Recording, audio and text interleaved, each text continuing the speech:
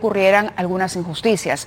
Está en nuestros estudios el ministro de la Producción, el señor José Luis Chicoma. Evidentemente no es exactamente su sector, pero también tiene que ver, sin duda, con los sectores que marcan la pauta en el tema económico y de producción de nuestro país, en los motores de la economía. Ayer la primera ministra decía, hemos habilitado, por ejemplo, el aforo en un 60% para los restaurantes, se abren los casinos, es importante empezar a abrir, a dinamizar, pero la otra cara de la moneda es esta convulsión social que ha empezado a presentarse. Ministro, quisiera agradecerle que esté con nosotros y en primer lugar pedirle, mientras además le pido a Switcher que nos mantenga con los enlaces en vivo, allí donde, por ejemplo, ya se supo que se desbloqueó tramos de la carretera para que puedan circular los camiones que estaban varados, incluso ambulancias que llevaban oxígeno a pacientes COVID. Quería darle la bienvenida y preguntarle por cuál es la lectura que hace el gobierno cuando además hemos conocido que el presidente podría dirigirse al país en unos minutos. Lo más importante en este momento es que en las siguientes 2 semanas se fortalezca el diálogo entre todas las partes para llegar a un acuerdo que continúe fortaleciendo el crecimiento de un sector que tú bien señalaste, llegó a 7.000 millones de dólares el año pasado en exportaciones y ha sido uno de los orgullos económicos del país, pero a la vez atender las demandas de los trabajadores. Yo reflexiono mucho en estos últimos 2 días sobre una encuesta del Proyecto Bicentenario que decía que los peruanos pensamos, peruanas y peruanos, pensamos que 9 de cada 10 peruanas y peruanos pensamos que no podemos dialogar. Entonces creo que es muy importante que en las siguientes 2 semanas demostremos que sí nos podemos sentar todos en la mesa. Ahora la Iglesia está participando y facilitando también, sí, para llegar a ese acuerdo que pueda ser satisfactorio para trabajadores y para empresarios y empleadores. Claro, usted daba una cifra que, claro, si uno no entiende la anterior o el punto de partida para el desarrollo de este sector, podría sonar a una cifra más. Pero a diferencia de otros sectores, el salto de la agroexportación fue muy, muy importante y notable, sobre todo por las condiciones de la costa peruana, ¿no? Sin embargo, tenía este cabo suelto. ¿Tiene beneficios esta norma al margen de los defectos que ha traído y cuyas consecuencias hemos visto? El crecimiento del sector agroexportador. ¿Pero en base a qué? Para que el público pueda entender. Sin duda se ha basado en muchos pilares. Uno de los pilares ha sido este tipo de regímenes especiales que se dan cuando una industria es naciente, y también ha sido la apertura comercial de los últimos 20 años que ha resultado en muchos tratados de libre comercio que permiten que estos productos estrella de la agroindustria peruana accedan a sus mercados con arancel cero. Entonces es muy importante reconocer todos estos pilares, ¿no? Hay muchos sectores, como el sector, uno de los sectores que le corresponde al Ministerio de la Producción, como las micro y pequeñas empresas, que también tienen un régimen especial, ¿no? Las micro y pequeñas empresas tienen exoneraciones en lo que se tiene que pagar de CTS, de gratificaciones, inclusive de los días de vacaciones. Ahora, cuando crecen estas empresas, se convierten en medianas, en grandes, que esa es un poco la política del Estado encaminada, que crezcan y sean más innovadoras y sean más productivas, pierden estos beneficios justamente porque son más grandes. Porque dan el salto y ya no son pequeñas o medianas, sino son empresas grandes. Y eso es un poco, pasando un poco a la gestión, de que el gran reto que tenemos en los 8 meses siguientes es sentar las bases para que tengamos y promovamos una economía innovadora, inclusiva, muy importante, inclusiva de las micro, pequeñas empresas, de los más vulnerables, y también sostenible, porque es una economía verde competitiva a largo plazo. Claro, que son las condiciones que ya nos impone una agenda mundial, ¿no? El Perú tiene una economía abierta, tiene firmados tratados de libre comercio, y ahí estamos viendo las imágenes en este momento ya del desbloqueo de algunas vías. Esto es el kilómetro 295 de la carretera Panamericana, ¿no? El contingente policial está presenciando ya el primer paso de los camiones y vehículos que se encontraban varados. Claro, lo que no hemos podido hacer es mirar o resolver problemas como el de la informalidad. Y a veces la informalidad es un término muy abstracto, pero cuando uno mira lo que ha ocurrido en este caso, uno dice, ¿por qué el 90% de los trabajadores era informal? ¿Por qué se generó informalidad? ¿Por qué no ocurrió lo que en principio pretendía la norma? darle incentivos a una industria naciente que tenía que encarar una serie de problemas, empezar a ser competitiva en condiciones muy adversas. La agricultura es difícil porque es estacional, porque tiene condiciones climáticas, hay que adaptar los suelos, en fin. ¿Por qué se le dio estos incentivos y finalmente no se convirtieron en grandes empresas, todas formales, sino predominaron o empezaron a surgir los servicios? Y le hago esta pregunta porque es parecida a la comparación que usted ha hecho de las pequeñas y medianas empresas. Hay un régimen especial, a nadie le conviene crecer. Entonces, si yo soy una pequeña empresa, en lugar de crecer, creo otra pequeña empresa y así todos nos dividimos, ¿no?, los beneficios y no terminamos de convertirnos, porque ser una gran empresa en el Perú es caro. Entonces, ¿por dónde empezamos a resolver este asunto de cara al bicentenario y de cara a lo que va a tener que hacer el próximo gobierno, que tendrá 5 años para trabajar esos cambios que hay que hacer y tener la decisión finalmente de producirlos? Uno de los principales temas que mencionas, Mávila, tiene que ver con la inclusión económica y la inserción económica en cadenas de valor, ¿no? Entonces, cuando hablamos de gran parte de la economía informal, que se da en gran parte de la economía, en muchos sectores, lo que pasa es que no existen esos incentivos. No solo es una cuestión de sobrecostos, es una cuestión de insertarse en cadenas de valor que dan los beneficios de la formalización, que van más allá de esos sobrecostos. Por ejemplo, en el tema de MIPES, cuando uno ofrece programas de compras del Estado destinado principalmente a MIPES, uno ve que hay una mayor inserción económica de estas MIPES, ¿no? Estos programas normalmente, como en la pandemia, han surgido en momentos de crisis económica. Sí. Hace 11 años, cuando la economía cayó casi al 0% y la economía global también cayó muchísimo, sale un programa de compras Mi Perú, que yo era viceministro en ese momento, y me acuerdo de las dificultades que el Estado tenía para comprarle a las MIPES, cuando es algo fundamental para ellas, para su liquidez, para su financiamiento, y para sus ventas y crecimiento. Ahora, regreso al Ministerio de la Producción, sí, 11 años después, y veo problemas similares con que el Estado le compra a las MIPES. Por un lado, trabas burocráticas, por un lado, núcleos ejecutores que no compran con la rapidez o no ejecutan con la rapidez que deberían hacerlo. Entonces, lo que tenemos que hacer también es una reforma del Estado, en facilitar el servicio que le da a sus, en este caso a las micro y pequeñas empresas. Por eso una de las prioridades que tenemos es justamente agilizar las compras a Mi Perú que ya se han asignado, que son más o menos 988 millones de soles que se asignaron entre el año pasado y este año para que se ejecuten pronto. Se ha ejecutado menos del 10% de esas compras a las micro y pequeñas empresas. Pero también, en lo que queda de nuestra gestión, lo más importante es que estos programas se institucionalicen, que el Estado aprenda a comprar a micro y pequeñas empresas, que son quienes más necesitan estas compras del Estado, donde se puede realizar en textiles, en confecciones, en mobiliario, hasta en utensilios de cocina se puede utilizar. A ustedes les toca hacer el puente, hacer un diagnóstico, hacer el puente y quizá terminar con recomendaciones que el próximo gobierno pueda seguir a raíz del diagnóstico que van a hacer. Impulsar que se pueda institucionalizar las compras de manera frecuente, que sea un instrumento justo de inserción económica para que se formalicen, para que tengan todo el incentivo económico para poder formalizarse e insertarse en cadenas de valor y en la economía. No podríamos hoy decir que el gobierno actuó de manera populista, diría usted. La aprobación ha sido también importante, como la de ayer, 114 votos, si no me equivoco, a favor de la derogación de esta norma.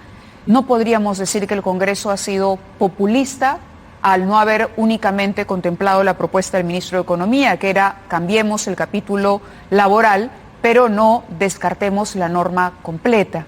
¿Usted diría que en este caso se actuó por presión social, porque la norma ya no daba más, porque, como dijo el día de ayer el expresidente Ollanta Humala, ya la agroexportación creció, ya no necesita muletas, esos incentivos tributarios y ciertas facilidades, hoy puede caminar sola?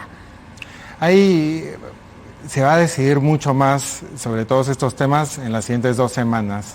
Era muy difícil tomar decisiones correctas de un día a otro con la presión constante. Ahora, felizmente, hay más actores dentro de este diálogo, que van a poder facilitar una solución que ojalá pueda promover que sí se eliminen todo este tipo de abusos que había a través de servicios, a través de intermediación laboral, que inclusive para actividades principales del sector se contrataban estos servicios. De hecho, que la propuesta del Ejecutivo va por ese camino, claro, prohibir los servicios y también derogar la parte laboral, era la propuesta del Ejecutivo, pero tenemos 2 semanas para poder facilitar el diálogo, para asegurar estos objetivos, que todavía continúe el crecimiento del sector agroexportador y que se garanticen las demandas justas de los ciudadanos y trabajadores. Vamos a producción ahora, así, directo a la yugular, como se dice. La primera ministra, la jefe del gabinete, anunció ayer que iniciábamos ya la etapa 4 de la reactivación económica, ¿no? Y hay quienes hoy, por ejemplo, se preguntan ¿por qué los gimnasios no? ¿Por qué los casinos sí? ¿Por qué los lobbies se están moviendo y están presionando a los ministros para que abran los negocios ahí donde el dinero se mueve, pero no hay racionalidad? ¿Qué significa exactamente esta etapa 4? ¿Cómo se abre la economía y qué objetivos persigue? Ahora lo que estamos promoviendo en esta norma que va a salir en los siguientes 2 o 3 días es la reapertura de ciertas actividades que habían estado cerradas por 9 meses, como los cines y gimnasios, ¿no? Los gimnasios están. También, y cierto incremento en el aforo de otras actividades que ya estaban, que ya habían abierto, como restaurantes y centros comerciales. En restaurantes lo que se hace es que el aforo sube de 50 a 60%, 60% en salones, y se amplía esto a 70% en terrazas y espacios al aire libre. En el caso de los centros comerciales pasa de 50 a 60% del aforo, y los gimnasios y cines y las nuevas actividades están abriendo... Teatros también, ¿no? Teatros sí, y están abriendo con un 40% de aforo. Entonces, perdón, Mávila. No, termine, por favor. Ahí es como muy importante resaltar esto que se ha mencionado globalmente, porque es una problemática global obviamente, que son el riesgo que representan las llamadas 3 Cs: cerrado, concurridos y contacto cercano, ¿no? Entonces, durante semanas y meses se ha tenido muchísimo contacto con el sector privado, pero también con especialistas en la epidemia, con otros sectores, con todos los sectores encargados, para poder diseñar protocolos de bioseguridad que reduzcan el riesgo que se tiene por estas 3 Cs. Entonces, en el caso de los gimnasios, lo que se hace es que hay una distancia entre las personas que acuden, distancia entre las máquinas, que las máquinas se limpien y se desinfecten frecuentemente después de cada uso. En los cines se tienen puertas abiertas, protocolos que indican que haya mayor ventilación, distancia entre los espectadores. Entonces, más que presión de lobbies o de empresas, nosotros escuchamos a empresas, escuchamos a los sectores que están muy afectados, pero también estamos pensando en que la restricción principal es que no se generen nuevas fuentes de contagio, pero también podemos beneficiar, en el caso de gimnasios y de cines, es una cifra muy alta, son casi 150,000 trabajadores directos que dependen de estas actividades, que no reciben al menos ingreso de sus fuentes principales de trabajo. Entonces, ahora es un aforo del 40% que gradualmente va a ir beneficiando a estos casi 150,000 trabajadores y sus hogares y sus familias. Claro, ahí hay un punto que yo rebatiría. Y lo han dicho los representantes, por ejemplo, de los restaurantes. Cuando un restaurante abre el 50%, señalan, no se llega a cubrir el costo, no se llega a ganar como negocio, ¿no? Entonces, básicamente lo que se hace es echar a andar el motor, y eso que hablamos de que los restaurantes tienen además la opción de delivery. Entonces, no cubren, muchos se quejan y dicen, sí, en efecto, el negocio está andando, pero no llegamos a cubrir. Eso significa que no se puede reponer el 100% de la planilla que fue suspendida, por ejemplo, ni a todos los trabajadores, y mucho menos generar mayores oportunidades. Me pregunto, con un aforo de 40%, ¿va a ser rentable para un cine abrir o va a ser mejor mantenerse cerrado? Esa es la pregunta. ¿Han hecho ustedes algún estudio al respecto o han conversado con los gremios? Nosotros hemos escuchado mucho a los gremios. Normalmente han pedido aforos en las conversaciones que hemos tenido han pedido aforos más grandes. Esos son los acuerdos a los que llegamos en este grupo multisectorial de expertos. ¿Cuánto dicen necesitan ellos de aforo para poder ser rentables? Varía de acuerdo con la actividad, ¿no? ¿Restaurantes, por ejemplo? Varía de acuerdo con la actividad y cada uno maneja también cifras distintas, ¿no? Y siempre piden que sea más, ¿no? Entonces este es un pedido totalmente legítimo que les va a garantizar poder cubrir el salario de sus trabajadores, ¿no? Y los costos fijos que enfrentan. Y nosotros tenemos la restricción por el otro lado, que claro que es importante esta reapertura y esta reactivación económica, pero también tenemos que respetar las restricciones que nos impone la pandemia, que impone acá y en todo el mundo, ¿no? Entonces, de este balance de las restricciones, del análisis de cómo funciona cada actividad, que es muy distinta en gimnasios, obviamente, de lo que es en cines, de lo que es en restaurantes, sí, es que se determina en estas actividades que están abriendo un 40% para ver cómo va. Es muy importante. ¿Ese 40% los gremios lo han aceptado al margen de que sus demandas hayan sido mayores? ¿Se ha podido considerar la opinión de ellos? Hemos considerado la opinión de ellos, pero al final la comisión de expertos es la que toma la decisión y aparte también está sujeta a revisión periódica. ¿Qué significa esta revisión periódica?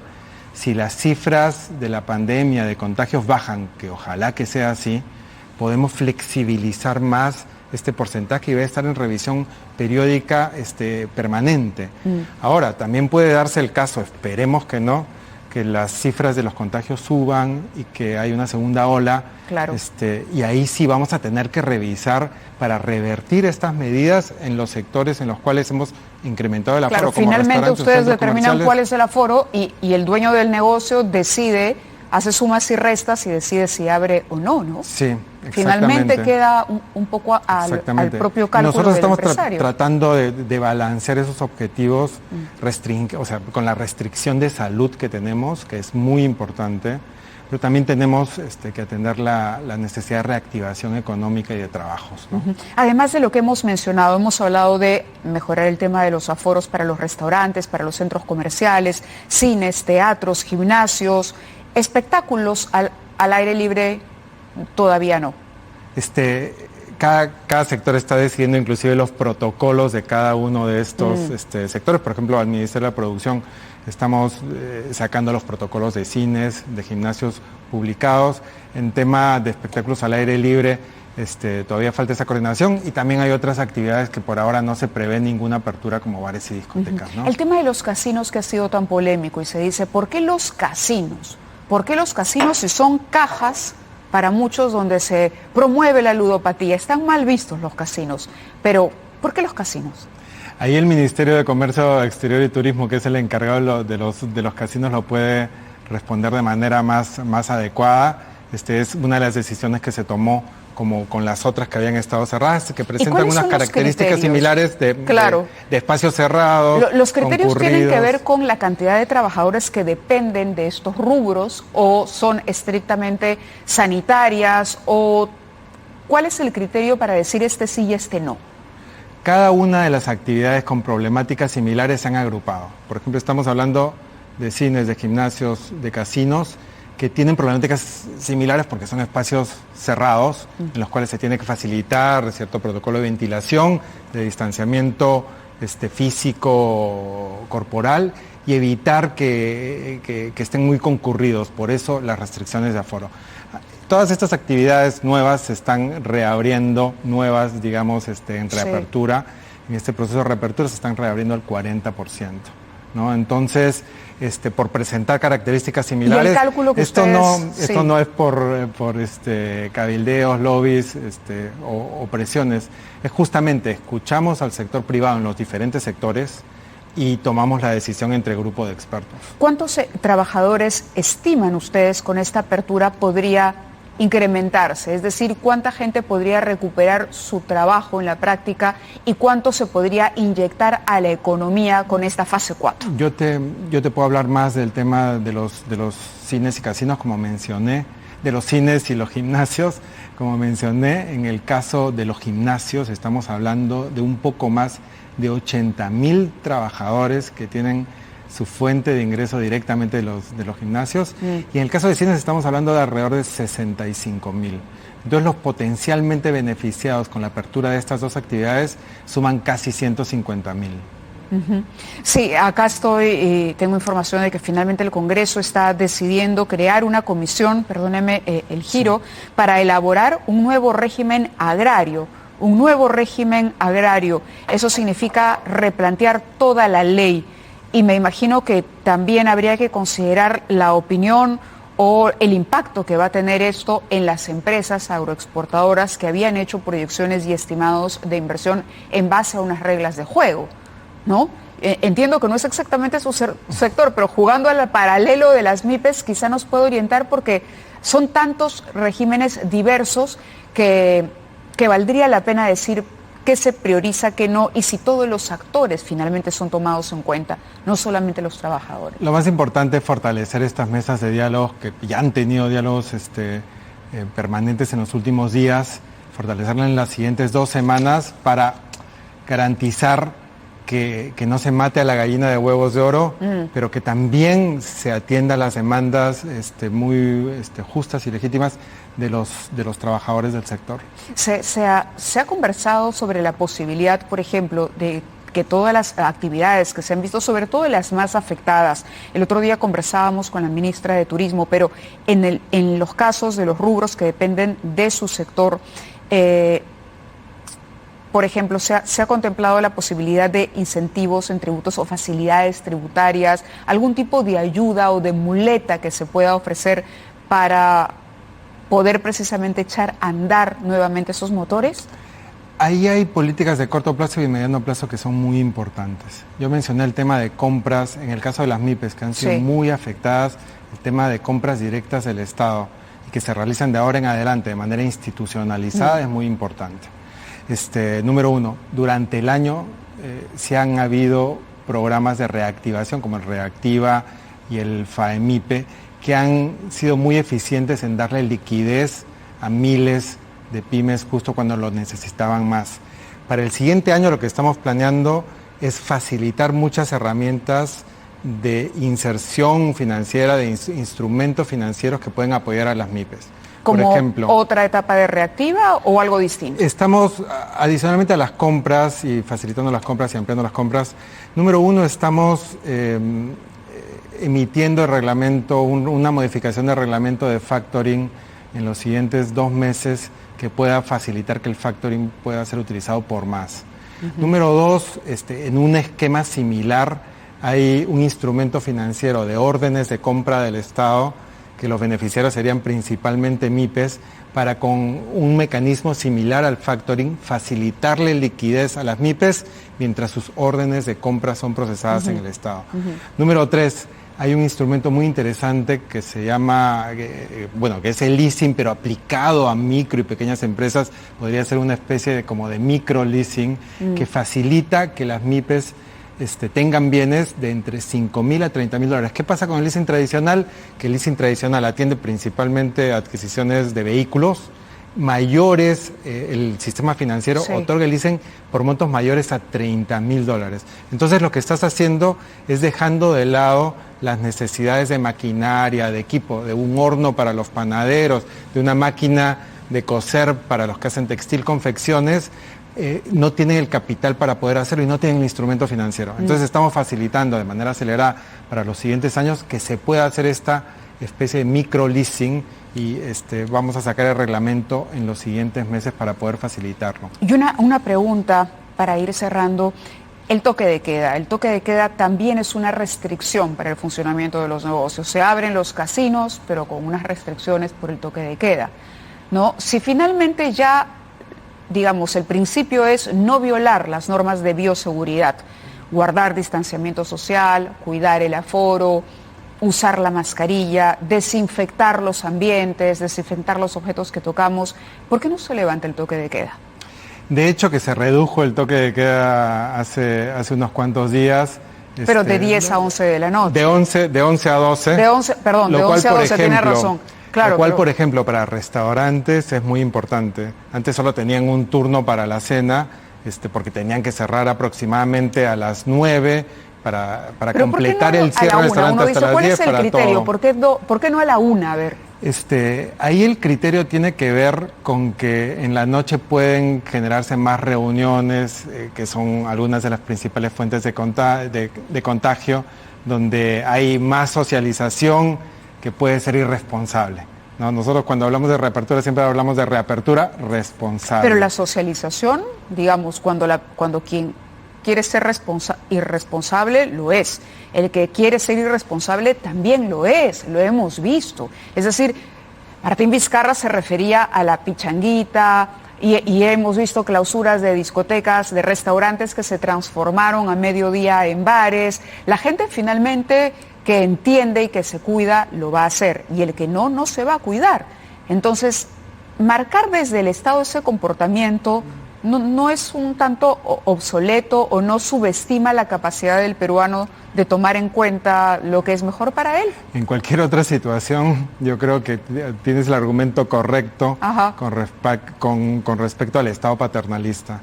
Pero estamos en una pandemia donde la responsabilidad de unos o la irresponsabilidad de algunos afecta a todos los demás. De acuerdo. Entonces, en esta situación tan especial, sí ameritan cierto tipo de restricciones y por ahora el toque de queda de 12 a 4 es una de esas restricciones que evita esa irresponsabilidad a altas horas de la noche. Bueno, aunque suene puritano decirlo. Sí, suena puritano decirlo. Me escucho y me asombro. Sí, porque lo que uno hace a la 1 o 2 de la mañana lo empieza a hacer un poco más temprano y en fin. Pero le agradezco, ministro, que haya estado con nosotros. Si tiene algo que agregar. No, muchísimas gracias, Mávila, y acá vamos a seguir en el Ministerio de la Producción impulsando una economía innovadora, inclusiva y sostenible por los siguientes meses. De acuerdo, le agradezco que haya estado también con nosotros ampliando la información y bueno, seguimos muy pendientes